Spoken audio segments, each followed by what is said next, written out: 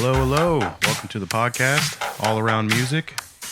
My name is Matt. I'm Grant. We also got in the studio here with us today, Cody. How's it going? Also, it's a pleasure to be here. Yeah. Stage name CodeBlue. Yep, that's right. CodeBlue. That's me. Puts together, his own music and shares it with everyone else. I try. Absolutely. Been doing the DJ thing for quite a while. Yeah, you seem to enjoy it. Yeah, absolutely. That's what I forgot to ask you before the show. What genre of music do you consider yourself in, or do you not? That's a very tough question because I like to kind of blend between. That's the thing about a lot of electronic music. There's so many different subgenres and so many different directions people like to take with it. And one of the cool things I like is just to try to explore them all. I'm still at that point where I'm trying to find my own voice and see what fits well with me. But at the end of the day, it's mainly a lot of house and house related things. So a lot of like electro house and disco house and crazy shit like that. See what comes out whenever I start messing around on the computer. All right. That's good. I know around here, in the Midwest, a lot of people don't do that. Yeah. I mean, there are DJs, but, it's like they're usually playing, music that's already made. Yeah. So you have a lot of just scratch artists, people that like to just come in and, take the latest Skrillex sound or whatever and mix it all together and make something of that, which is really cool. And it's cool to hear and it's cool to dance to. It's cool to, be at a club and do that sort of thing. But I think there's something better to be done with electronic. I think we're just now reaching a point with electronic where we've gotten tired of the house, the bum bum bum thing, the 4/4 time craziness, and that. I think a lot of artists today are trying to explore different things. So what you're saying is electronic music is basically maturing. Yeah, that's a good way to put it. I think the boom of electro has definitely started to die down. Yeah. When Skrillex, I hate to keep using him as a reference, but I personally do love Skrillex's music. But when he first came out, he really exploded the American EDM scene. Oh yeah. And because it used to be mainly a European thing. There was a lot of techno coming out of there. You had like Dada Life and Datsik and all these different artists that were really trying to explore this new bass heavy type of house and electro and shit like that. And Skrillex kind of took that same idea here in the States and applied it to gave it this kind of metal sound to it, where it was still house, it was still electro, it was still the same techno, but it was him incorporating these bass heavy extreme synthesizer type of shit that would hit you and you wanted to headbang, which was different for a lot of techno at the time. You didn't, most of the time electro, you just wanted to get laid and jump up and down. But yeah. Then it eventually, and nowadays you want to put your hands against the rail and just start beating your head up, banging your head. It's cool. It's different. It makes sense, for Skrillex, his music to sound like that based on his background, because he was originally the lead singer from First to Last a long time ago. Yeah. And now they parted ways, but he had to have some kind of vocal surgery. Yeah, I did hear about that, and I think that's what kind of like he started to go off on his own. But yeah, it's definitely kind of weird that he went into what he did from going. Yeah, but I mean, it's kind of if you can't sing like you used to, what do you do? Yeah, that's true. Yeah, I think it became this. I kind of like to think of it as the same way that I got into music was, at the end of the day, you want to create something. I think he probably has that same drive in him that no matter what, you just want to make some sort of music. And right. I think he probably found the same thing I did. Hey, you got a laptop here, so make some music. Yeah. So turns out you can do that today. it's really technology. Cool. Technology is caught crazy. up with creativity, definitely. Yeah, it's a good combination. Yeah. What do you? It works for everyone. What do you use to make your songs? I use mainly my big sort of whiteboard is Ableton Live. beautiful program that there's so many different programs, and each one of them have their pros and cons. Right. I'm not going to sit here and say Ableton's the best because I've used them all. They are all fantastic. But Ableton just seems to work with my flow. It works with me. Instead, it doesn't get in my way or anything like that, which is a big thing about me. I don't want it getting in my way. Right. And then I also use a lot of Native Instruments Complete, the Contact, the FMA, and then I also use Silent from here. And I also use Massive quite a bit. Massive's probably one of the biggest tools I use to create sounds instead of incorporating samples, because when I first started, I was using a lot of samples and taking them and trying to deconstruct them, stretch them out, trying to make them sound like my own, and that just got boring. I was just going to ask you to use samples or what you did. Every once in a while, I still to this day will use the occasional sample, but if I do, I take it and I stretch it, I warp it, I try to apply some filters or some reverb or something to make it my own sound rather than just go copy paste, right? Drag and drop. I like that because there's like I have Logic and I could sit here and just sample all day long. Yeah, absolutely. But that's cheating. Yeah, that's the way I think of it. It's sort of just cheating. You're taking away the aspects of what makes music writing fun. Right. It's trying to find your sound. What is it that you want to make? Instead of, you could go on the radio and hear 20 songs that sound exactly the same, which there's something to that. There's a reason they sell so much. But at the end of the day, if it's not your voice, who cares? Right.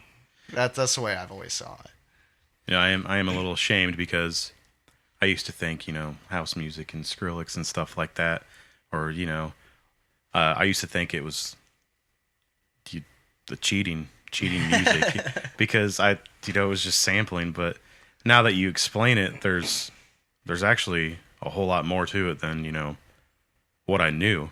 There and is. That's poor judgment on my part. Well, no, and that's fair. I think a lot of people share that same sentiment. It seems easy to make music with a computer because computers are naturally made to make things easier. So you assume that music making on a computer is really easy, but it's not in the least. Yeah, I heard your music and I was like, I like this. Yeah, well, thank you. Holy crap, that means a lot. I appreciate that. I try to stay humble. I am my worst critic. I hate every song I've ever made. Well, every musician's their worst critic, You have vocalists like, I hate my voice. But people are like, what are you talking about? Your voice is amazing. Or like, I'm not a good guitarist or drummer. It's like, what are you talking about? Yeah. Like so many people look up to other musicians, and they don't even know it. Yeah, and that's one of the weirder things, especially when I started actually acquiring a so-called fan base. That was the weirdest thing in the world to me, because you would see stats. So the coolest thing about being online and sharing your music through social media, you get to see these stats come back at you in real time. You get to see where in the world are people hearing you. It was the craziest thing. I had a lot of fans in Turkey, of all places. Really? That just blew my mind. Like, I have people across the Atlantic listening to my stuff. It's so weird. It's so weird. That's very humbling. Electronic music it's on the rise. It's one of those things that I've always been on the fence about, because you always say, you're just making it on your laptop. And I know how it's made. I've even kind of somewhat, not made it, but like when I was going to school for this stuff, we had to make our own like songs like that. Yeah. We had to get on Logic and we had to map out keyboards and the samples and everything else. And I know how you do it, and I know it takes a really long time. And I don't know why, but I've always just been like, it's just not the same as playing an instrument. It definitely has a different feel than playing an instrument. I think the coolest thing about playing an instrument is the improv of it. You can sit down with a guitar and just start playing chords, and all of a sudden you have a song. It's much harder to do something like that when you get involved in electronic, because a lot of it is seeing this giant... It's almost more closer to painting rather than actually writing a song in the old way of doing it. You know what I mean? Like for me, because I know how it's done. I'm not any good at it. I know how you can make songs like that. I know how. Like, the technical aspects of it, I understand. So I guess to me that makes it less...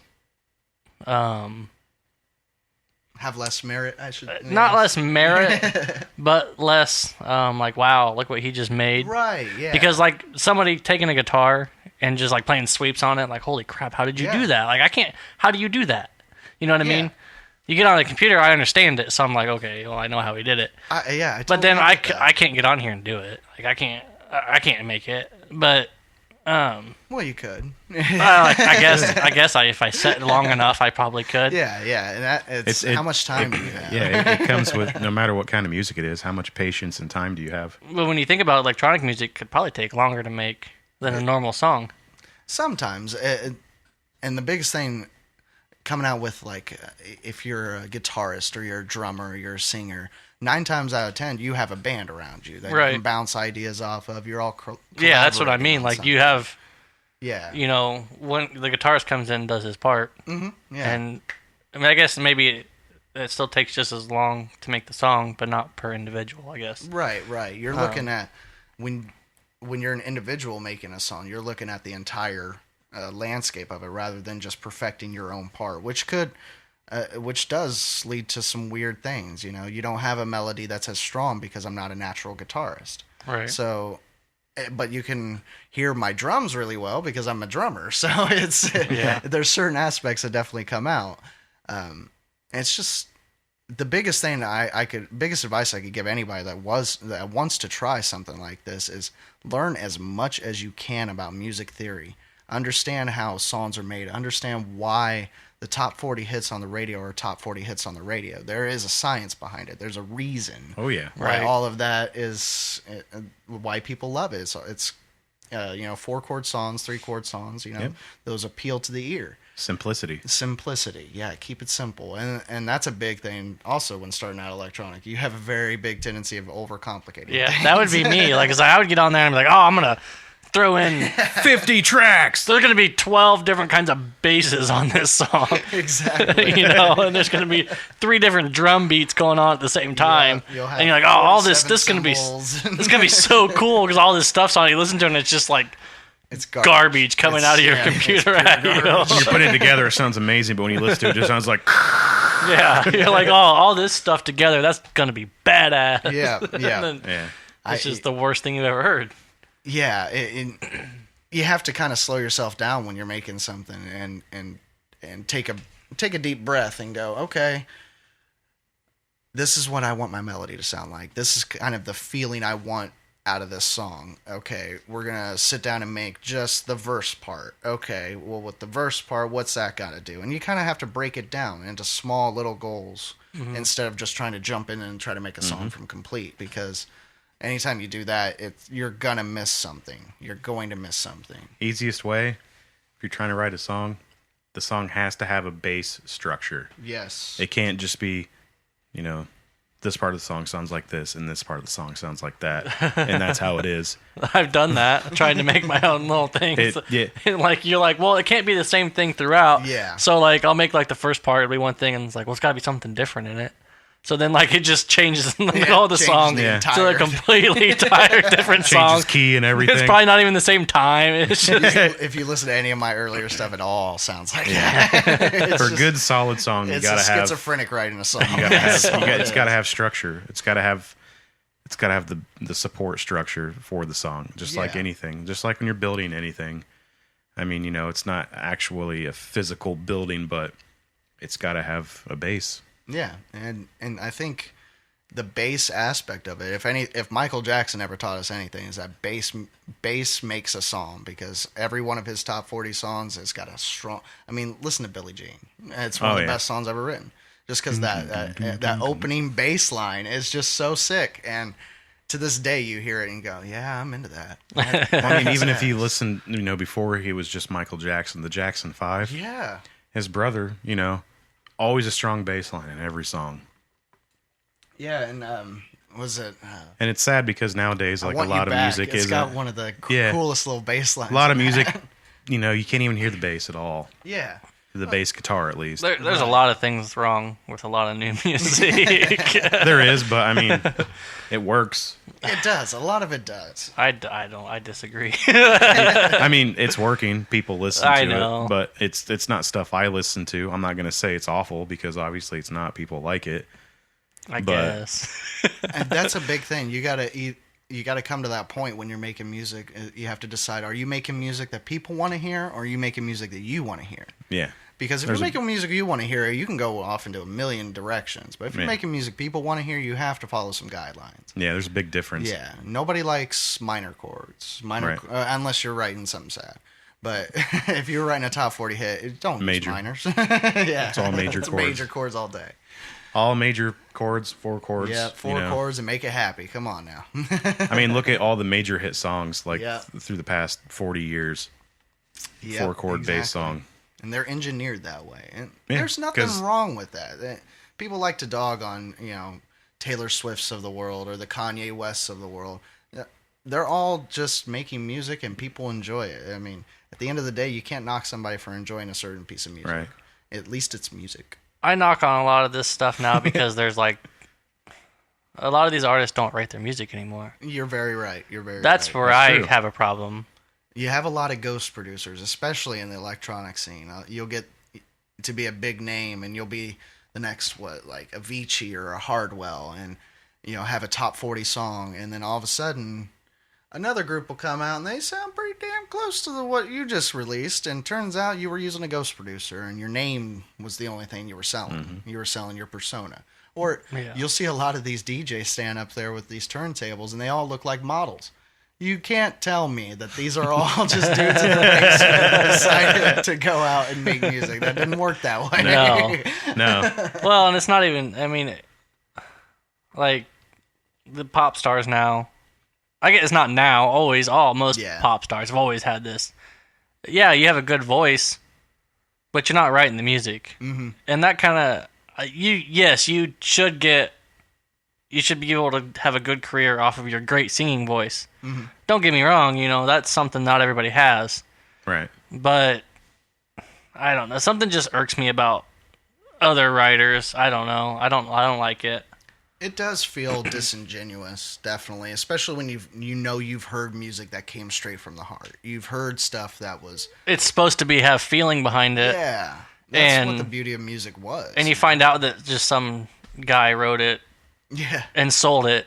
Yep. And that was it, That's it right there. Because it's fine when it's just a generic pop song and, somebody's singing it, but you have some of these songs. Like Rebecca Black? She might have wrote that song. I don't know. I'd hope she wrote that song. That song is awesome. I hope some dude wasn't sitting in his bedroom just writing this song going, you know what? This is fucking it. This is a top 40 hit right here. Yes. Friday. Gotta get down on Friday. But hey, if you think about it, it was a top hit. It was. If I remember, That's though, she didn't write that. It was written by a bunch of... Wasn't it like she wanted to be a star and she was... rich parents and... Yeah, and something. Like money and... daughter's dream. And then you got a random rapper in the middle of the song that just makes it that much better. Was there really? Yes. I don't Go remember back that. And listen to it. Yeah. Oh yeah. There was this random rapper in it. There's a random rapper that just shows up and he's not any better. No. Just saying, he's not much better. They're chasing the same dream. Yep. Friday. That would have never become what it was if there wasn't YouTube. Oh yeah. That's YouTube at its finest. Gotta get down on Friday. Music. That's all it is. Partying, man. Yeah, partying, yeah. Partying. Friday. That's going to be stuck in my head now. Thanks, guys.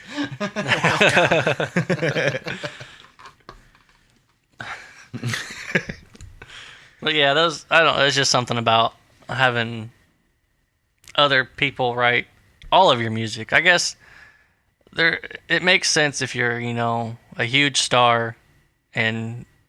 Maybe you started out writing your own music. Yeah. And then now you're this huge star and you need some help. Yeah, I understand that. That makes sense, Yeah, I can see. You're gonna run out of ideas. They want an album at least every 1 to 2 years. Yeah. Yep. So, and it's hard to write music. It really is. You can't. Really is. Yeah. Sometimes you can pop out 3 or 4 songs and you're just like, You can see the I don't know what artists to write that are anymore.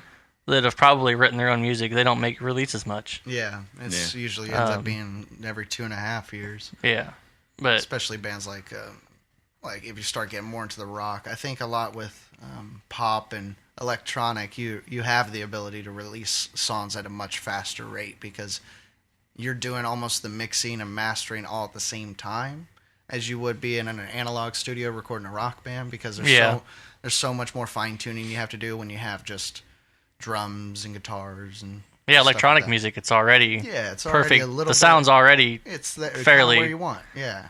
tuned. It's not tuned, but EQ'd and where it has to be. You can do all of that while you're still working on the song. You can almost like mix a certain track or aspect of it while you're still going. Yeah. Whereas with rock, you got to record everything first. Yeah. Yep. So, this may be a weird question, but Okay. when you first started out, like when you started writing, what mindset were you in? If you remember, like what were your intentions? Like, Why did you make the music you made? Why did I make I should have just said that. Well, for most of my life, I've been really into metal. Metal's been a huge part of my life. It began when I was probably 8, 9 years old, listening to Slipknot for the very first time, and it totally changed my life. And I've listened to metal, and always wanted to make something of it. I always wanted to make some of my own metal, but that requires a band.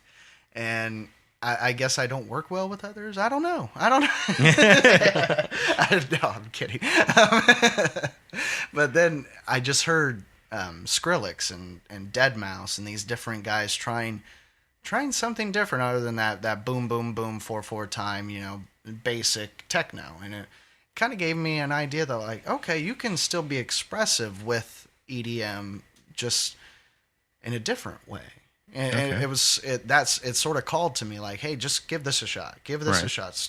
Sit down, get yourself a program and see what happens. And I've been addicted ever since. I mean, without YouTube, without the internet, I wouldn't know shit. Oh yeah. I had to look up so many tutorials and different music theory stuff to even begin to understand how music is made. Just learning the programs is daunting. Yeah. Like, I had to look up so many tutorials on how to use Ableton properly and how to keep your workflow right. And, you discover a few months down the road that, you were doing it the hard way. That whole time. I lost so much time. You wasted about an hour doing that. Yeah. These programs there's so much. Yeah. In the software, and like it is hard to stay focused. It blows your mind. You really do have a blank slate.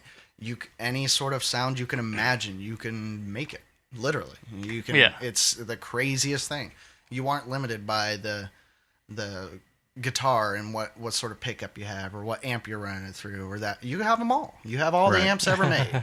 Just all you gotta do is click. It's the craziest thing ever. When I went to SAE, we got at the time, I think it was I'm using Logic 10 now. I think it was Logic 8 maybe, or 8 or 9, and it came in a box, and the box probably weighed 10 pounds, and inside of the box were a couple discs and then books about 2 inches thick. The user manual, all English. 2-inch thick books of how to use Logic Pro. Wow. Yep. And I still couldn't tell you how to use it. Like, what did I get myself into? We didn't get into as deep as you could possibly get into Logic, but it's limitless, really. I'm sure now you could open that book and you could still learn something, right? Yeah. Oh yeah, for sure. I never used Logic to its full potential ever. Not even. There's so many possibilities. I probably use Logic to maybe like 12% of its potential. Like, it's ridiculous. I don't even have like the loops and the samples and stuff on my laptop now because I can't fit them on here. Like, there's just so much stuff that you can put. Yeah, I have easily 300 gigs of samples. Yeah, that doesn't surprise me. Wow. I remember that one I had that came with the samples actually came on DVD. Okay, yeah, those are the best kinds. Because it was like 2007, 2008, so everything was still everything was still coming on DVDs. I have a $500 guitar. That's about the same as the 300, gigs of sampling. Yeah. And you would just It's just ridiculous. And that's a big thing with a lot of Endless possibilities. yeah, a lot of electronic artists, and I will say this: a lot of electronic artists also torrent their softwares to start out with. It's sort of like one of those unwritten rule things that, yeah, we all torrent. It's okay. When you get famous, you got to buy it. Yeah. It's kind of the unwritten rule. And actually, there was a famous DJ, Carnage, who got in trouble for posting a tutorial video of how to use Silent, and he was sponsored by Silent, by the way. And it was a stolen copy. And Wow. everybody on Twitter saw it, and he immediately took it down and actually lost his sponsorship because of it. How'd they know it was Bummer. stolen? Yeah. It had a serial number on. It showed the serial number down at the bottom, and it was the crack code. Oh, yeah, nice. Yeah, like Nice. yeah. Just a simple. Come on. It's not that easy to Simple do mistake. anymore. No, I mean, no. I haven't looked into it recently. No comment. We had when I was in school, somebody had a copy of Reason. Oh, okay, yeah. That's a cool Yeah, program. Propellerhead Reason is amazing. But at least at the time, I don't know if you can still do it with the Macs. But if you take like if you go in your applications folder, you take it and copy it to another Mac, there you go. Oh, That's now your piece of software too. So we had, well. so everybody, and you could Bluetooth share files. Oh, well, there you So go. we're sitting in class, and all of a sudden, you accept a file, and everybody now has Reason.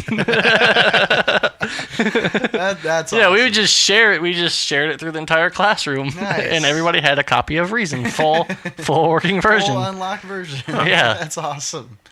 But yeah, I don't know if you can do that anymore. No, but I'm sure they locked that down. that was pretty. That was a good. I like that program though. I actually looked into it recently at it, and it's about $300. Yeah. I don't have a reason to buy it, so Pro Tools was the one I wanted to try, but they did the best sort of thwarting the whole software piracy. Yeah. You actually have to have that little USB thing. Little now. iLock. Yeah, the little Yep. iLock. And that's genius. They you figured it stopped out. us, you bastards. Way They finally figured it Yeah. out. to go, sirs. Way I'm not. to go. You know, I don't Sirs really, and ma'ams, sorry. I don't really care for Pro Tools anymore. Yeah, I mean it's really good if you want to record analog. If you're really into recording bands and you have you have the hardware that matches it too. Yeah, because you have to makes a have huge the difference. hardware. And like so like Reason or not Reason. So Logic and Pro Tools are pretty much you can do the same thing.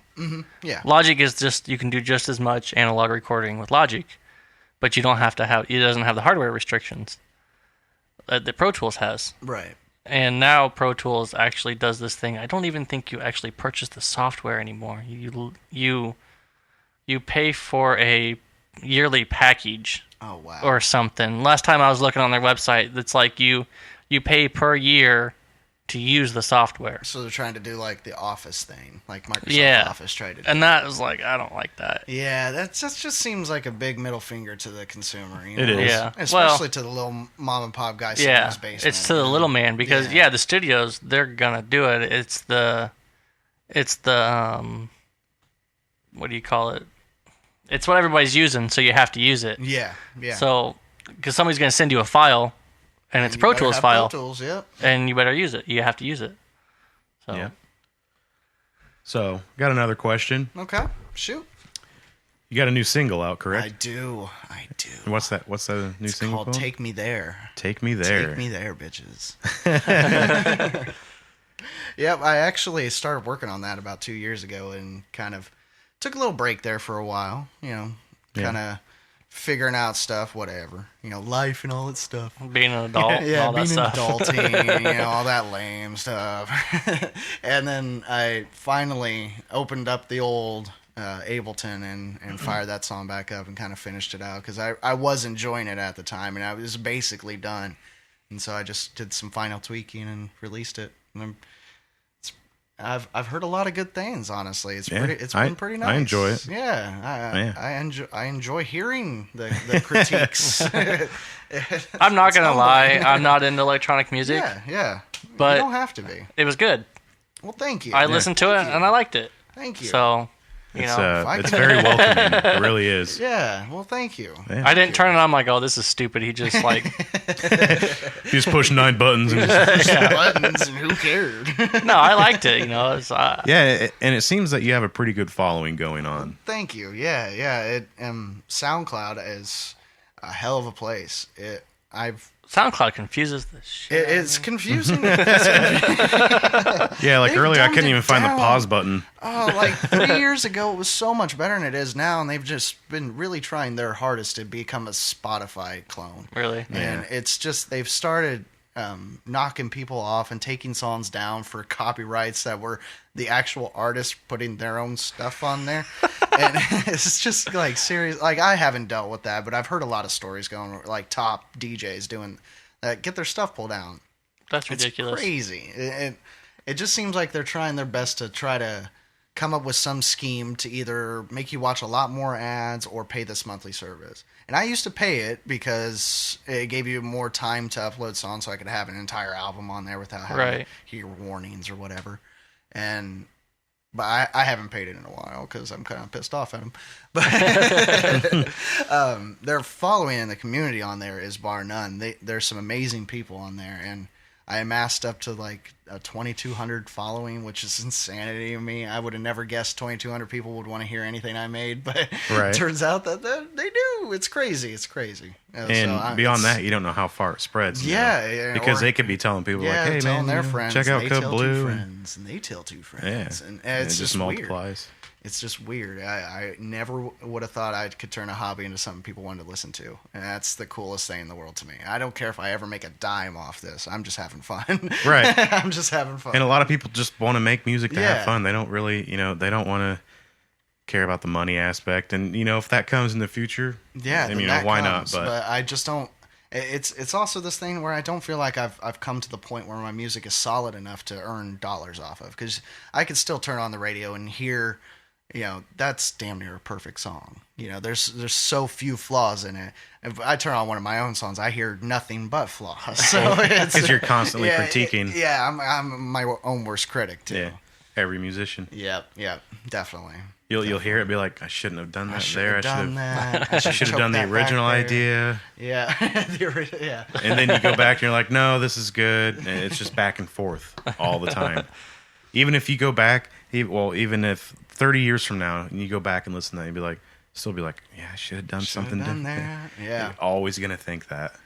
I actually went back and heard one of my own songs from my very first little thing and today, and it just kind of blew my mind how much different it sounds from anything I've made recently, because you can definitely tell it's just copy paste and just the worst mixing ever. And that's one big thing I learned so much about was mixing. That is one of the unsung heroes of all things music, is mixing. Yes. And effects. I believe it. And understanding head levels. I've sat through it for a good 8 hours. Yes. Mixing is an it art. Was the most it's an oh my god! But it was the most boring but intense thing I've ever seen. Yeah, I love mixing. I love it. It's amazing. It really. I could talk to somebody for hours about trying to mix something. But when you're the person that doesn't know what exactly you're doing and you're just watching, it's intense. It's like watching a wizard. It's so hard to do. It is. You have to have a good ears, and I know my ears are absolutely shot. I've been to well over 200 concerts. I mean, there's no way my ears are okay. I think that's one of the things. Like I love mixing.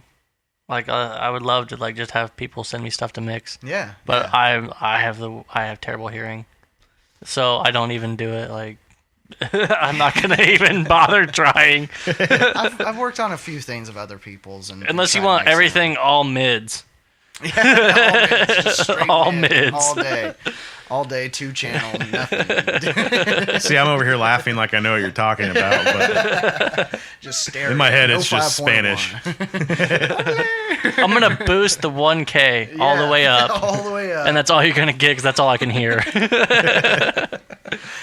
Oh, let's redline it. Now people know I'm fake laughing. Well, so we're at a good point to maybe play one of Cody's songs for everybody. Gonna let people hear the new single. It's amazing, and it's mine, and I made it, and I'm proud. No, it's Take Me There. It's something I worked on for a little while. I actually introduced a little rough copy of it when I was doing a show at Ace's Pub here in Lafayette, and it got a decent response, but it was still a very rough copy. But it just happened to fit with the BPM I was at the time, so I just mixed it in there real quick just to see if anybody would notice, and they did. So, any future plans for any shows in the future? I'm hoping so. I haven't really. I've been more focusing on doing the studio work at this point, so I haven't even started looking at doing some live stuff. But yeah, I'm definitely want to get back into that. I just want to kind of get an album out there, get a little EP going. It's been too long since I've released an EP, and it's got to happen soon. Well, you let me know when and where, and I'll be there. Definitely. I want to see this live. All right, so let's listen to "Take Me There" by Code Blue. Woo.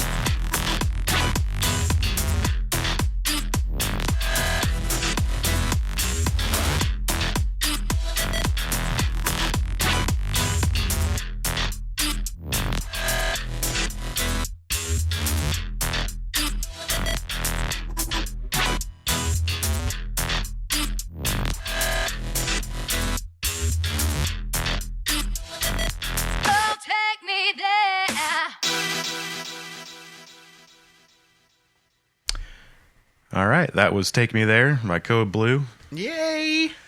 Pretty good stuff. Not gonna lie. Thank you. It means Not a gonna lot. lie. It really does. It's really cool to have any opportunity to play my music. It's very humbling. Thank you. So we were talking about live shows earlier, and possibly you returning to the live show. Mm-hmm. Grant actually went to a concert. Yes, I did. Goo Goo Dolls and Collective Soul. Ooh. good tunes. It was good. So it was kind of random. My girlfriend bought the tickets. She asked me if I wanted to go, and I was kind of like, sure, I guess. And then she said, well, I bought the tickets. I'm like, okay, well, we'll go. And we went down to White River State Park. They have a little, it's kind of a cool little venue. It's all outdoors. I don't think it's all considered lawn seats, but it is. I don't know. Have you ever been there, Cody? No, I haven't. I have never been there. It's a nice little area. It's not big, but it holds. I mean, I guess it's not big considering for concerts. It holds 7,000 people. Okay. I think they said there was 6,000 at this show. Is what I overheard standing in line. Oh wow. But yeah, it was a good show.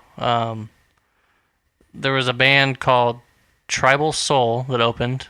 Okay. I think they were out of New York. They said not bad. Were they kind of the same rock type of stuff? Yeah, it was the same rock kind of stuff. Radio rock, pretty much. They had a flute player, which was different. You should have led with that. Should have led with I went to the show. Screw the other bands. This band that opened up had a flute player. It was different. They were younger guys. They were probably in their 20s. They were pretty good though. I mean, they weren't bad at all. I mean, they were good.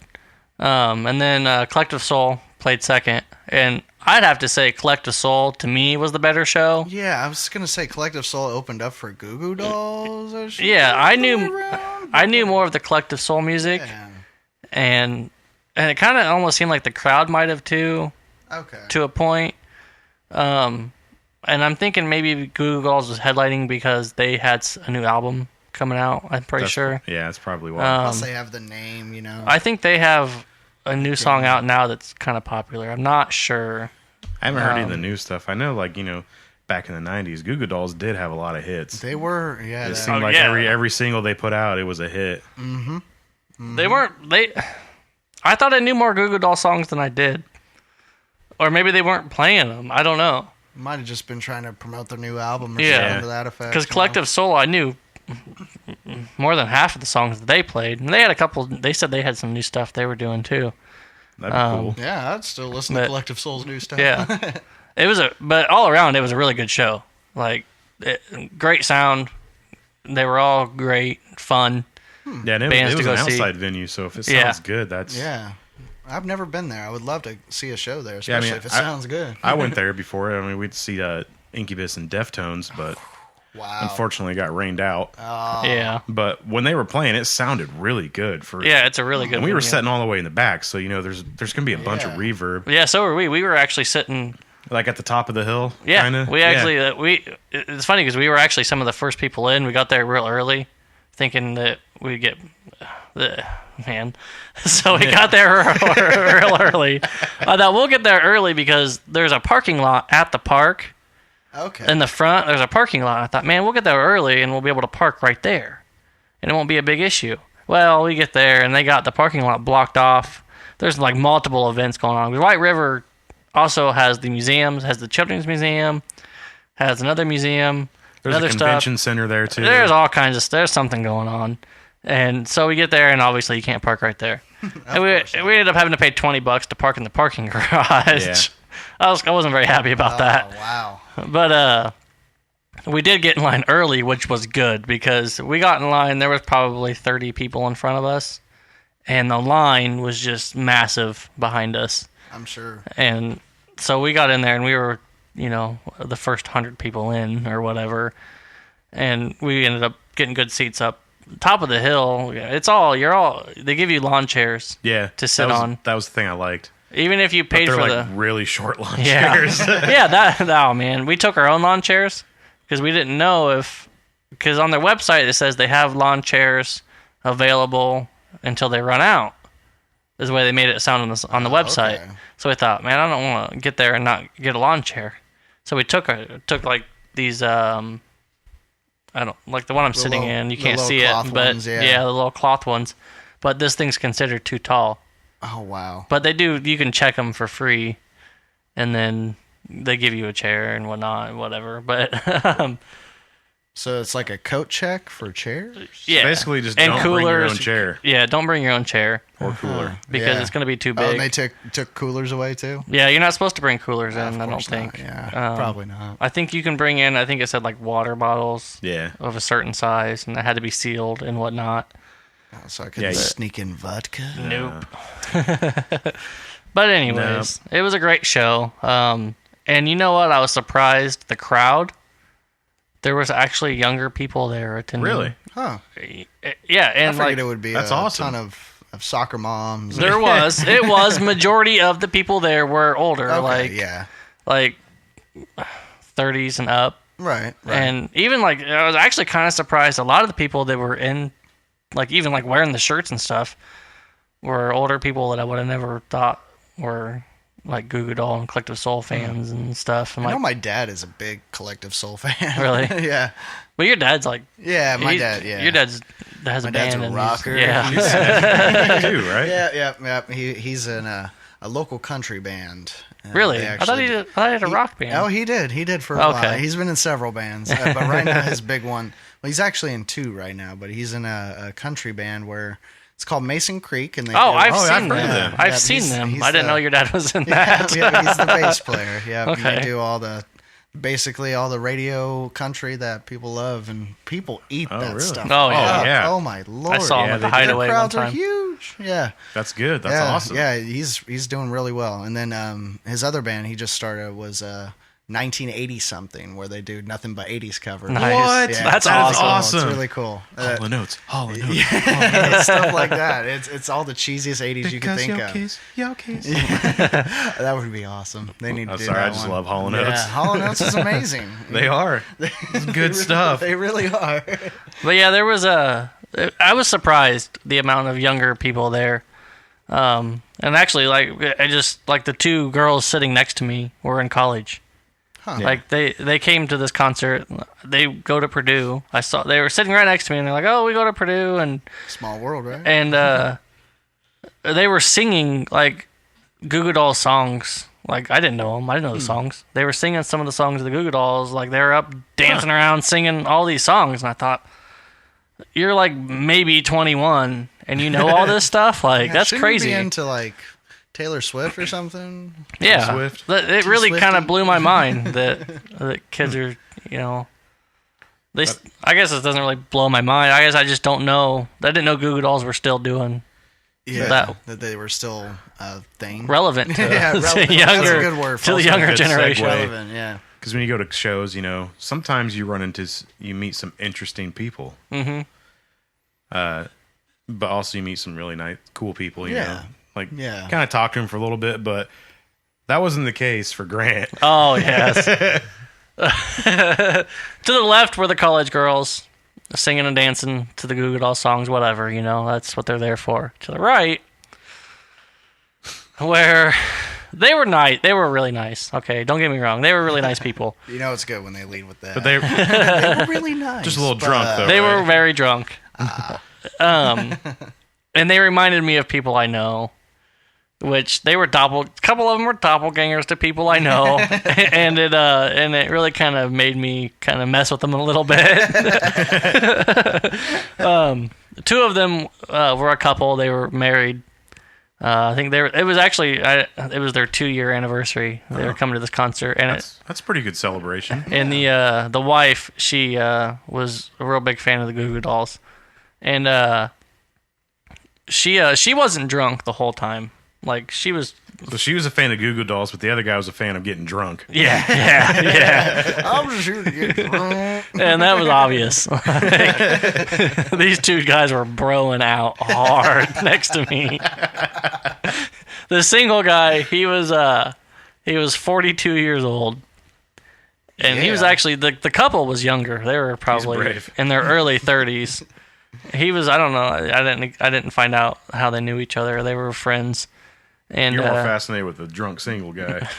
he was to know his story. I wanted to know what he was thinking because he thought he could get anybody there, like any of them girls. Just we're gonna love him, you know. Got the liquid courage in him. I mean, yeah, he was a normal looking guy, and he had a face, and he wasn't like some creepy looking dude. But, like, so he, like, tried talking to the college girls next to me. And, like, right in front of me, he blatantly was like, I can get these girls right here. Like, loud enough for them to hear. And they shot him down. Of course. He was dancing with all the older ladies around the area. He was dancing with them. And, there you go. Oh, man, it was ridiculous. I thought he was going to get beat up by the end of the night.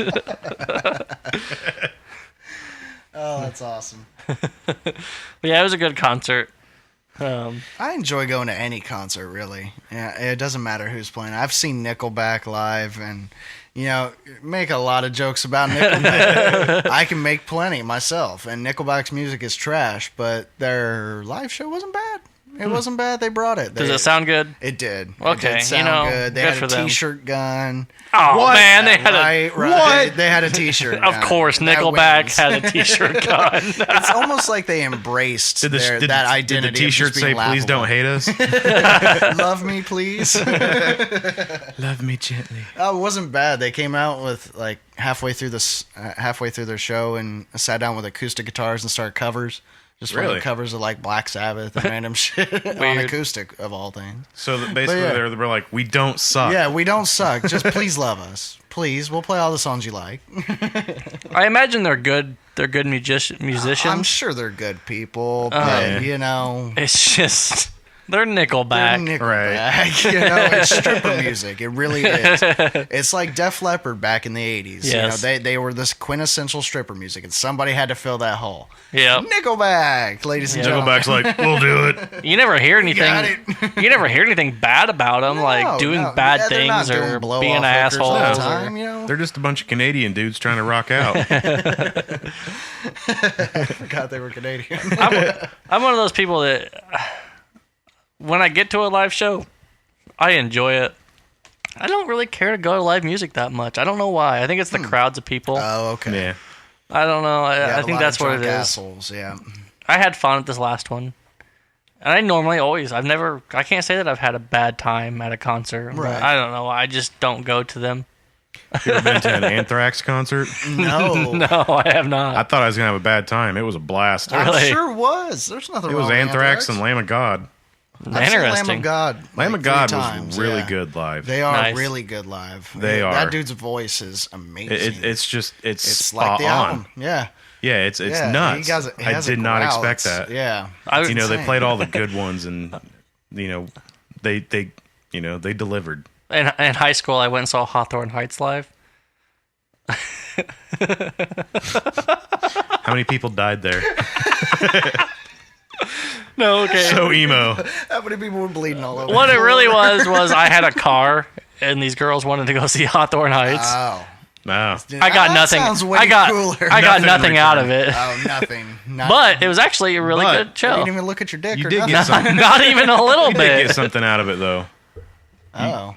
You got to go to a good live show. It was a really good live show. As much as they suck as an emo band.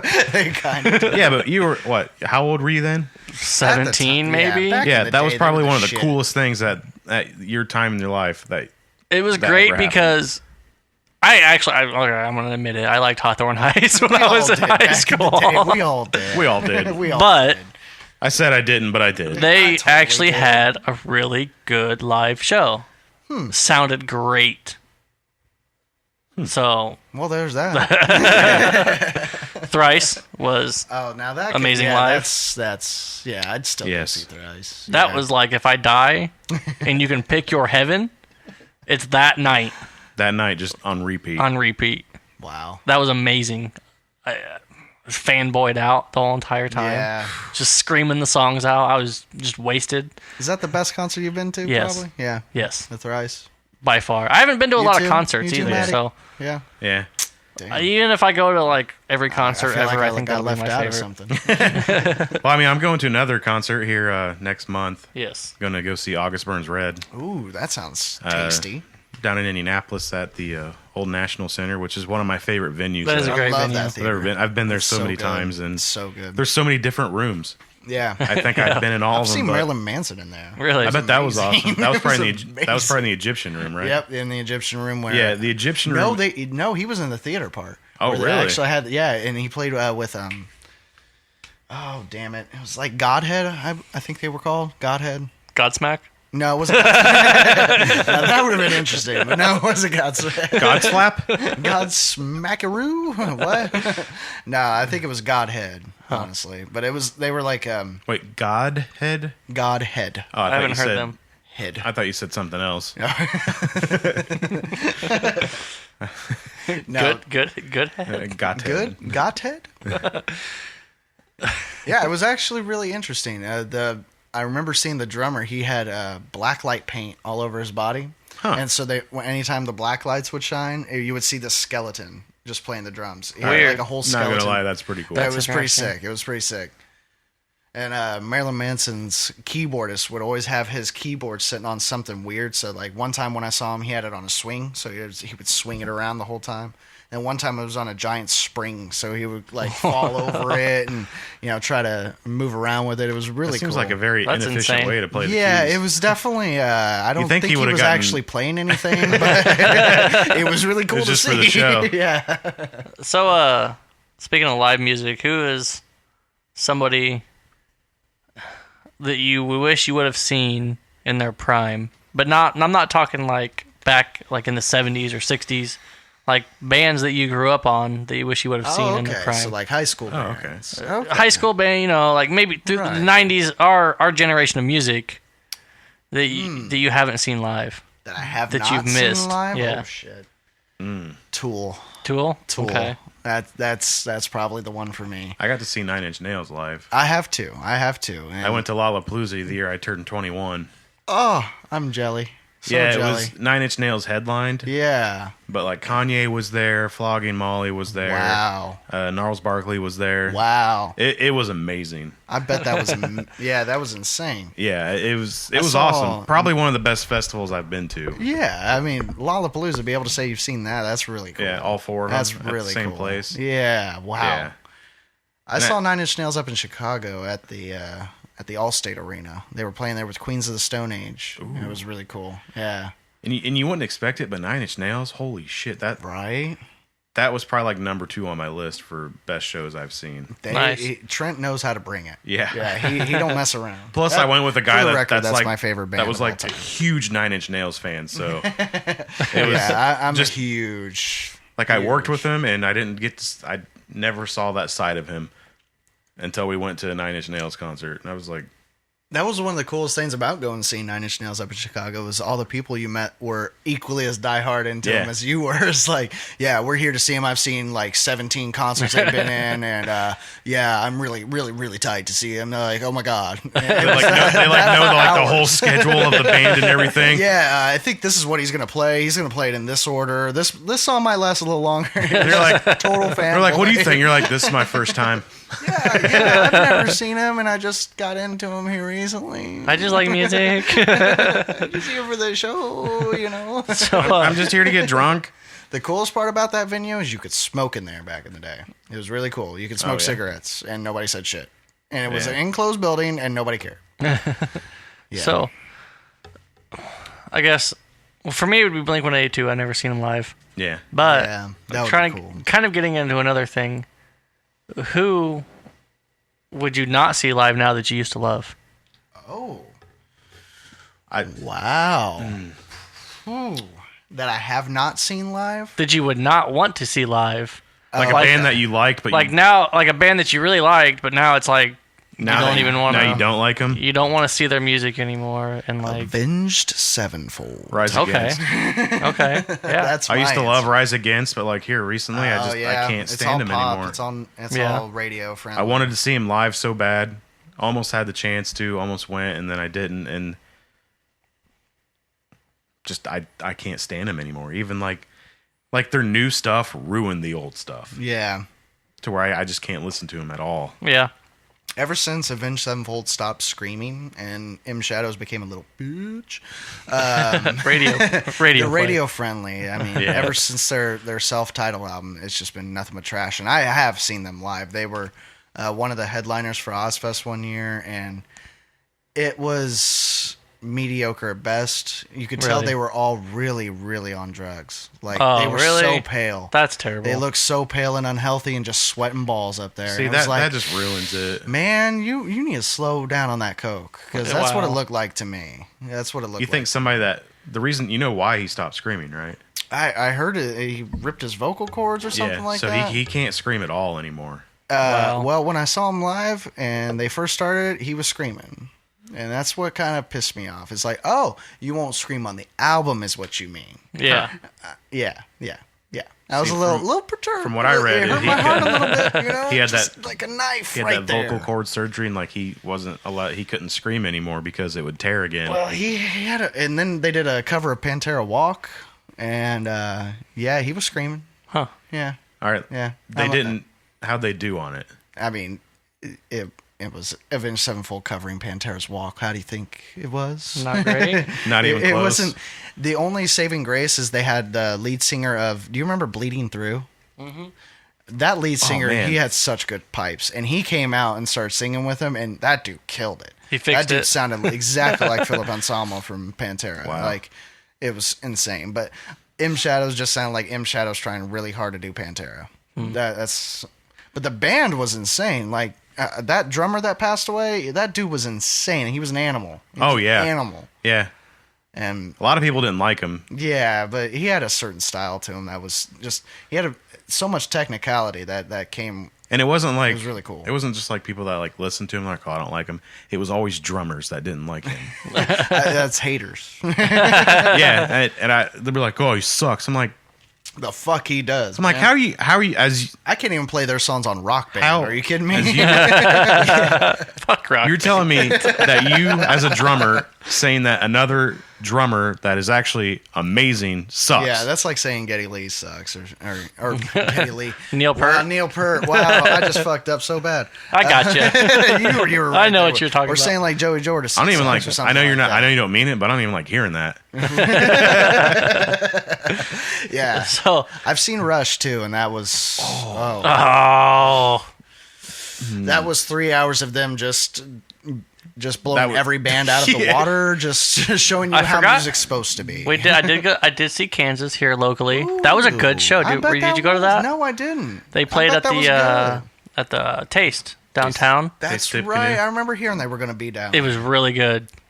I was expecting mediocre. Like Yeah. expecting. Not washed even up- like no, I wasn't expecting mediocre as far as the band, but as like sound quality. Right. Even I was 'Cause expecting it's like- mediocre yeah, because it's it was a Indiana. makeshift Yeah. stage downtown. right. Well, I mean, Styx is playing here in Lafayette. I know. Are they? Yeah, But yeah, Kansas killed it. August 31st. It's a Great show. Wednesday, On a Wednesday. Sticks. but it's local. yeah. Where's it at? Down at the theater? Lafayette Theater. Okay. See, I like Styx. I don't I like can all belt their out some stuff Styx. though. I like Styx. I like Sticks. You know. So, anyways, what I was getting towards was how bands change Oh yeah. and how they lose fans throughout Yeah. their changes. Like, so, you know, I always wish I would have seen Blink-182. Now, not gonna go see them. Right. You don't like their new album? I haven't heard I it. don't I don't know like how- it. Because Tom's not in the band. Right. You can't get a new frontman Yeah. and keep the same name. That's like Sublime when what they're Yeah. trying to do right now. Or, But the one dude died, right? I mean, he died. Or Or Alice in That's Chains. a little and- different. Alice in Chains. Yeah.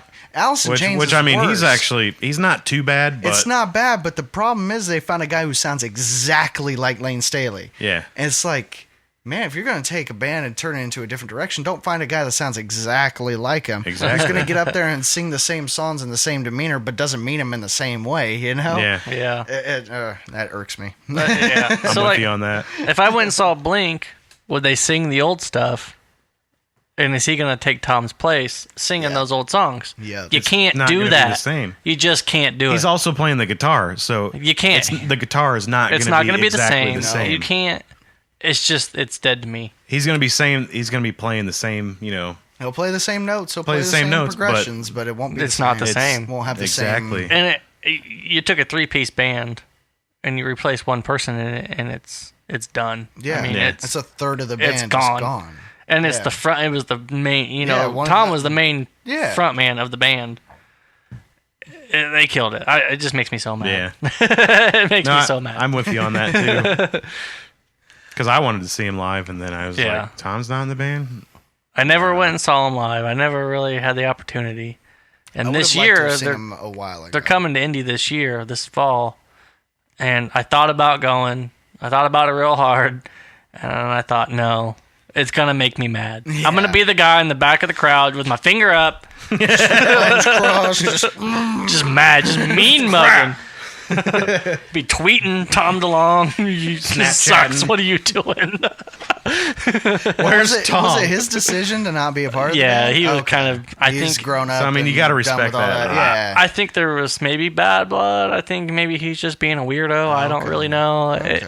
I mean, we don't know. I don't know the reasons behind it, and I don't really care. Right. Because if whatever he wants to do, you can't. As far as the music goes, it's not the same. Yeah.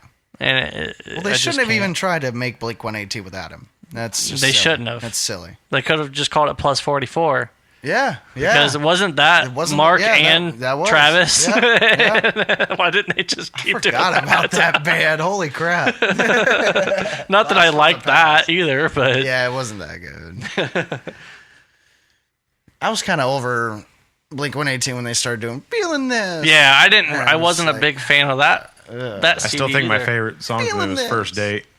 That's one of my favorite songs and videos. Video. Yeah, but that's kind of like what I was kind of getting into is the bands turning. Some bands, not all bands, some go in this. They start changing the music. So I think it comes from a side that wants to grow and change the music, but also doesn't want to piss off the fans. So they're just trying to make everybody happy instead of just going with what made their music good in the first place was just them expressing themselves. Right. So trying to make something. They're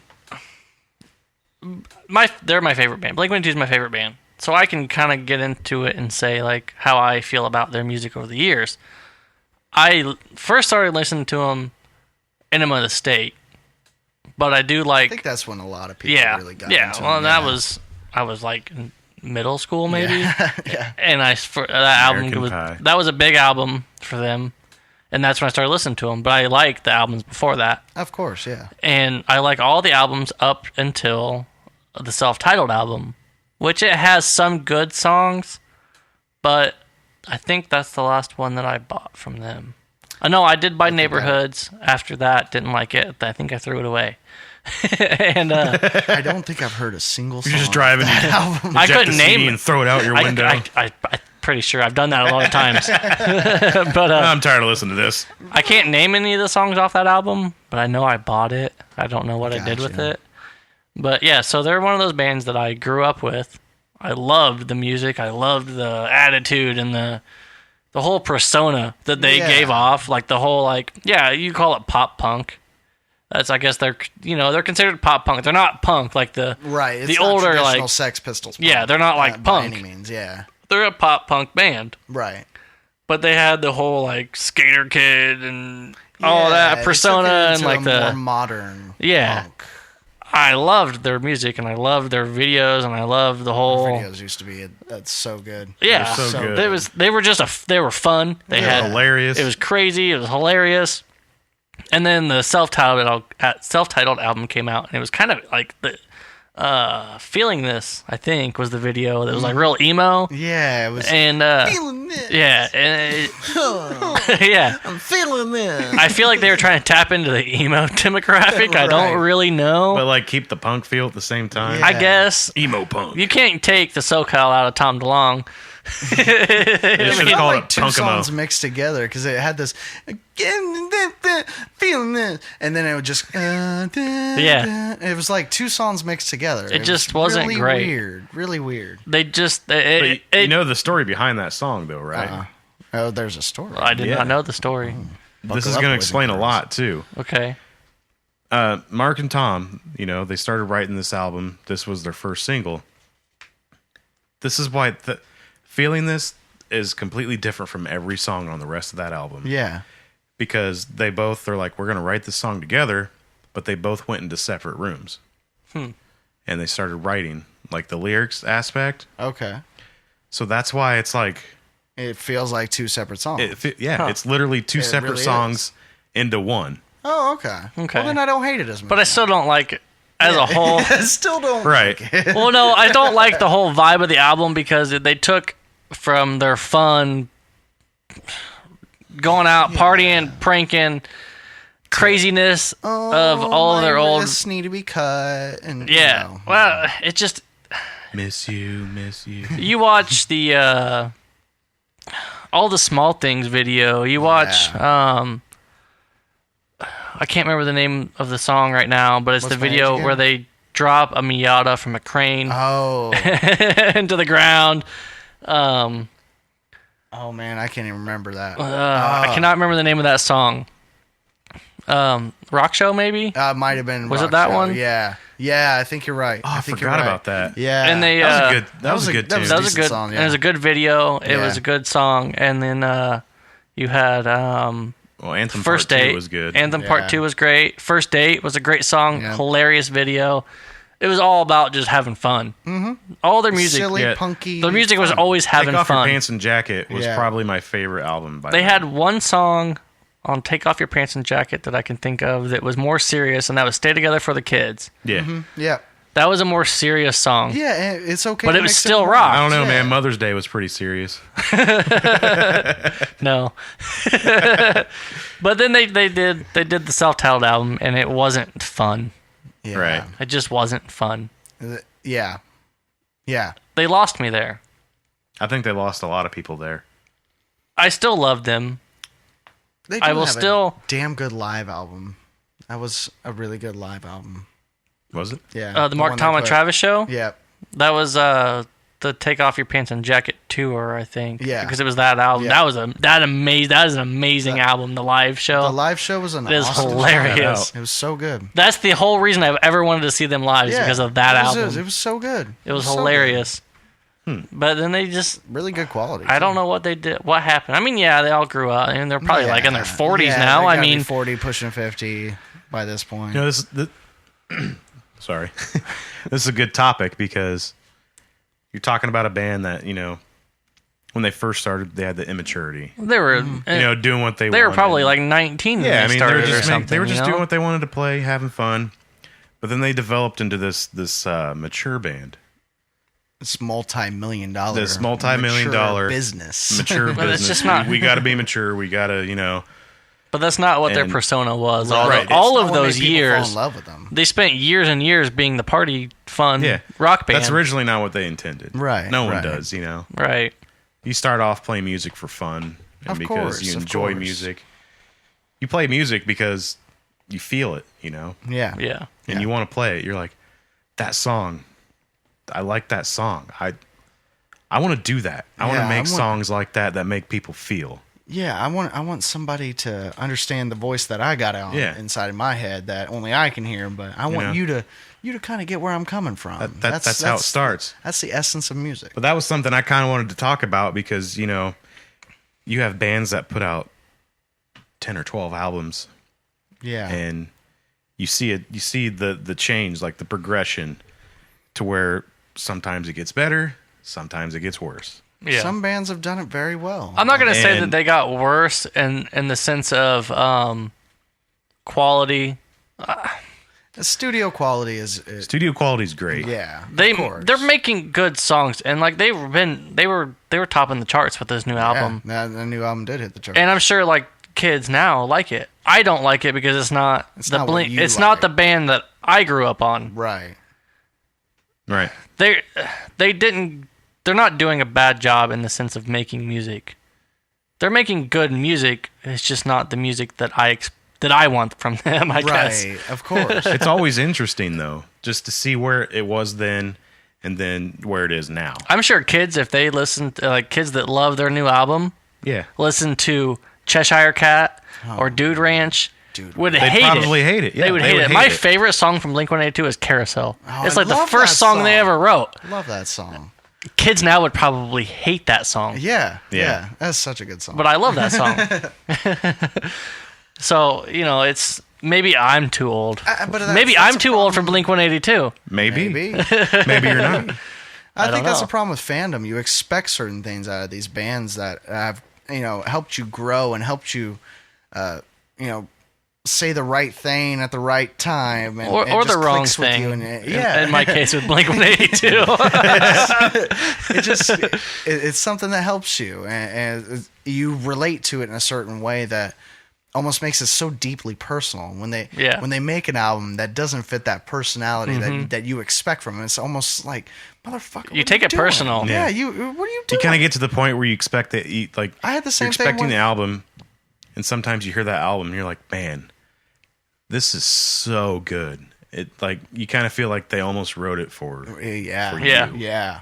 Because you feel it so hard. I still bought the new album. I bought it on iTunes. I know I did. I think I was drunk when I did it.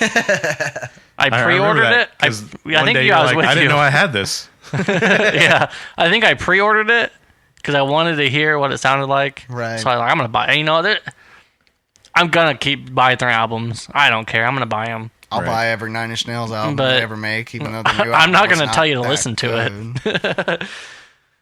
But yeah, so I think I feel the same way about bands like Atreyu did that to me. Like, I used to be so big into Atreyu back in the day, and then they came out with that Lead Sales Paper Anchor. Yeah. And it just made me hate them with every ounce of my body. I haven't listened to them since. It I'll was listen to their so- old shit, but not their new stuff. The Not album really. was overproduced. So bad. And well, you made your bread and butter with screaming and having that intense ferocity, and you take that away and Yeah. just make pop songs. Like, what?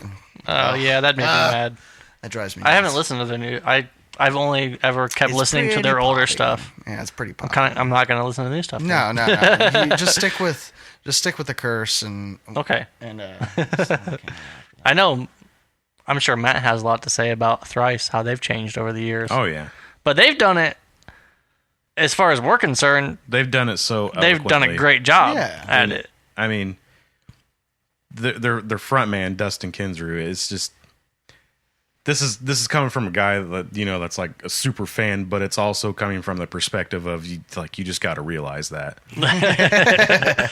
You got to realize they're amazing. Yeah. A lot of people don't know about Thrice. They've A lot of matured. But then you You're go to the right. shows and you're like, there's a lot of people here. Yeah, they've matured, and they went from doing harder stuff. Yeah. The music has mellowed out a little bit, But it still has a that. new Thrice album. but I the get it. lyrics are deeper. I Yeah. think Well, the lyrics that have always comes with been maturity. deep. they've been deep, but I don't know. I feel like He comes from a drug-ridden past. He used to Yeah. he used to abuse heroin really bad, and Heroin's a Identity hell of a Crisis, the album Identity Crisis. That's you got Identity Crisis, and then oh man, drawing a blank. I'm drawing a blank. Artist in the Ambulance. No, No, what was no? the one before that. I thought that was Identity Crisis. No, I don't know. I can't remember. hold on, I'll look really quick. But yeah, they've made. I don't even know how to explain it because like they used to be heavier. Illusion of Safety. Oh, duh. You know, the one with Yes. Deadbolt and Yes, Twinkle. obviously. A lot of I don't that, a lot of Identity Crisis and Illusion of Safety was about his drug habits, Yeah, and he still writes about them, and and so the Artist in the Ambulance was a lot about that too. Drugs The are title hell. track, Oh, Artist in the motherfucker. Ambulance. yeah. You know how long it took me to figure out what that was about. yeah. I didn't know either. I was clueless. that- Like was you so listen to the song, it's not even like alluding to the fact of what's going on. Like it's very specific Yeah. that it's somebody overdosing yeah, in an ambulance. and this is where the maturity starts to kick in, because after that they put out the Issue. Yeah. which is one of my favorite albums. That was when they changed their sound quite a bit. It changed drastically, but something like that you would expect for it to fail. You know, that drastic of a change from the post-hardcore to where they're just basically writing what they really wanted to write. And they did it really well because it was just like boom, boom. There was no in between. Yeah. And not going to lie, at first, I didn't really like it. I'm with you on the same boat. And then you start to listen to it, and you're like, it grew on you. It A grew lot of on you albums fast. do that to me too. Absolutely. And then from there, it just kept going up. And you're like, how when's it going to stop to where they're going to put out a bad album? And they haven't yet. And that's what blows my mind. Some bands mature just with ease. Yeah. Then you have bands that try to mature, and it doesn't go well, like Blink-182. Right. I mean, I'm sure that... I wouldn't necessarily say that Blink-182 tried to mature. They tried to appeal to the young kids now. Right. They were just trying to stay alive. Like, look what happened with Green Day. The same thing happened with Green Day. Yeah, I don't like Green Day stuff anymore either. I mean, Billy, he's not even in the band anymore. He left. Really, I didn't know that. I haven't he's out of it. I haven't looked at their stuff since. Yeah. So I'm kind of hoping know he puts out something in the future, which would be awesome. I don't because I think something towards what they originally were. I think he was the one pushing for like the American Idiot type stuff, wasn't he? Yeah, maybe. I don't know. That's a lot of it was political, but a lot of it seemed label driven.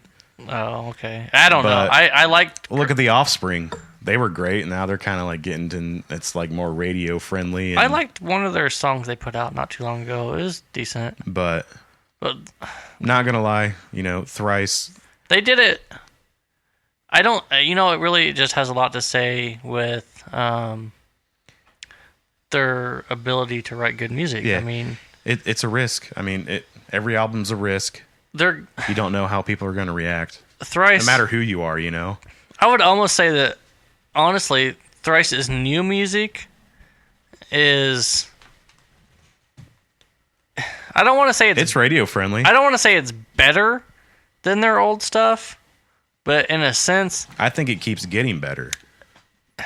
I love listening to their old, harder stuff. Right. Of course. Because that's what I was into the harder metal stuff. And the great thing is they still play that stuff live. Yeah. But I mean, the great thing. That's really cool. The new stuff They're has still playing like stuff from Identity Crisis to their new album. Yeah. It's crazy. No, but the old stuff was harder, and it was, you could really rock out to it. Right. It was great.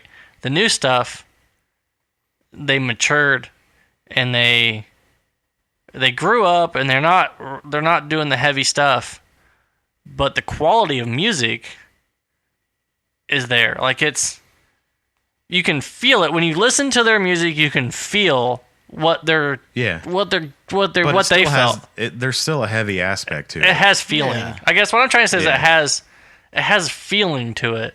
They still put out those songs that hit pretty hard. Yeah. Well, but in a different way. Yeah. It's just I'm really having a hard time explaining, like, because you can't explain. I think they're growing with you though. Yeah. And almost you understand where they're coming from because you're older too, and you're just like, okay, we're talking about adult shit now. Well, like, we're talking about real things. It's hard to explain Thrice because it's not just Thrice. Well, their own sound. Dustin's music, his voice, his solo album that he did. Solo albums are great.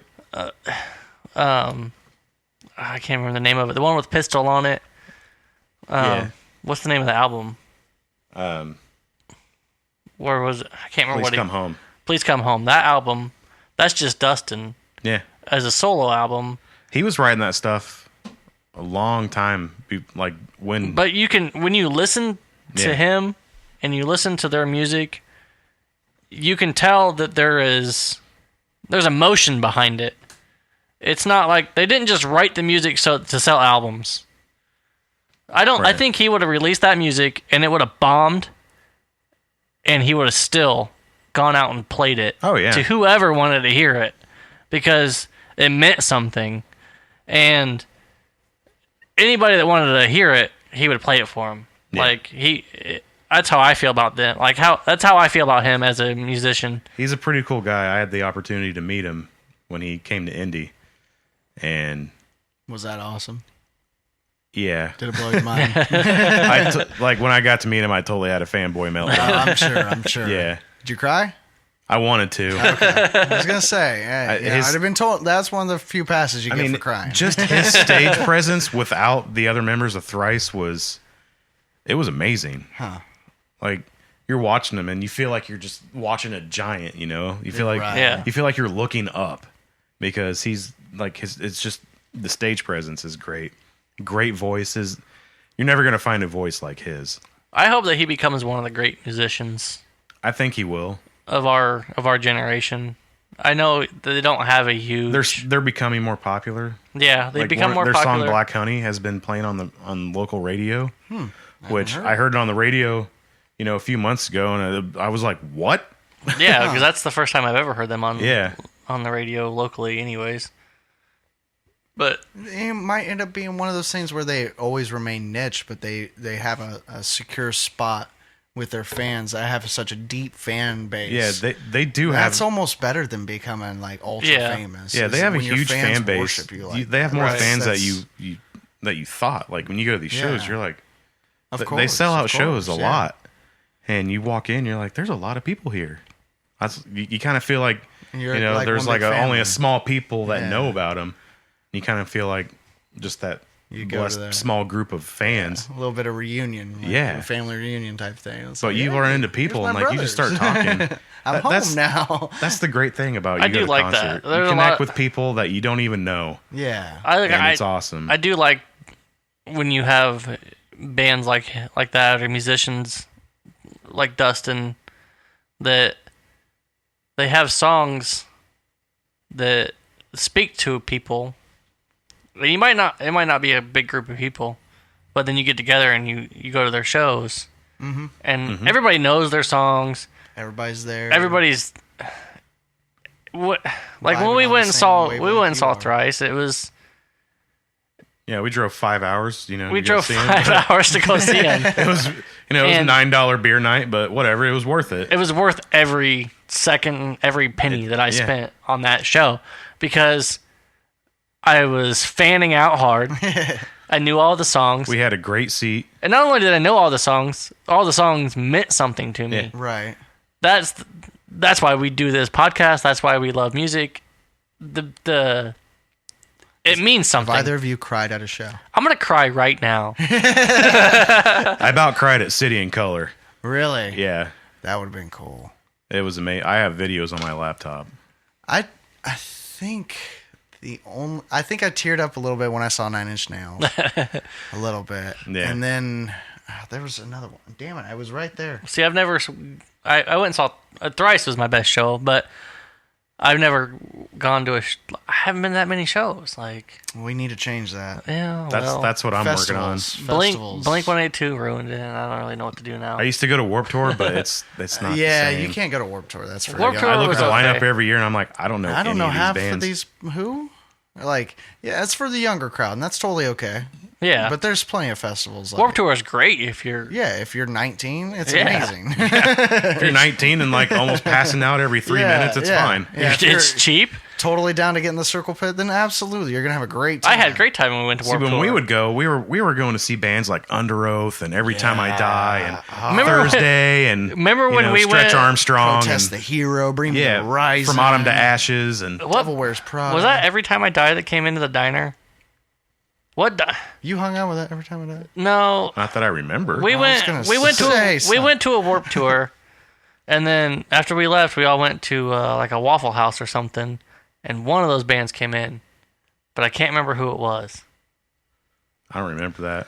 Sad. Was that in 06? I can't remember. But I think the greatest Warped Tour experience I had was standing in line trying to get some water, and Yellow Card was there. Oh well. I'm just standing in line, and this guy turns around. He's like, "Man, it's hot as hell out here." I was like, "Yeah." And he turned back around, and I'm just standing there waiting. About 10 minutes later, I was like, "That was the lead singer of Yellow Card."